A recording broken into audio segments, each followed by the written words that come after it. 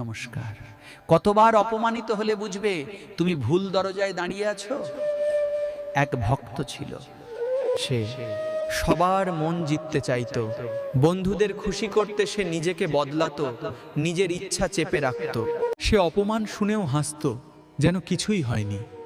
সে ভাবতো সহ্য করলেই একদিন তারা তাকে বুঝবে। কিন্তু একদিন সবার সামনে তাকে বলা হলো, তুই আমাদের লেভেলের না। সে চুপ করে বাড়ি ফিরল এবং সে রাতে কৃষ্ণের ছবির সামনে বসে কাঁদতে কাঁদতে বলল, হে শ্রীকৃষ্ণ, আমি কি এতটাই অমূল্য? তখন তার চোখের জল থামছিল না। হঠাৎ তার মনে থেকে ভেসে এলো, তুমি ভুল মানুষের কাছে মূল্য খুঁজছ।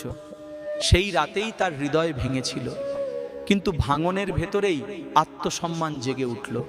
পরদিন সে আর যায়নি, তাকে কেউই থামায়নি, কেউ খোঁজও নেয়নি। কিন্তু আশ্চর্য, তার ভিতরে এক অদ্ভুত শান্তি নেমে এলো। তাই শোনো, যেখানে তোমার কদর নেই সেখানে থাকা মানে কৃষ্ণের দেওয়া মর্যাদাকে অপমান করা। ভক্ত মাথা নত করে শুধু কৃষ্ণের সামনে, অবহেলার সামনে নয়।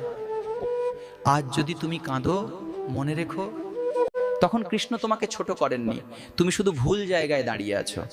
এমন কৃষ্ণ ভক্তির গল্প শুনতে এখনই সাবস্ক্রাইব করুন।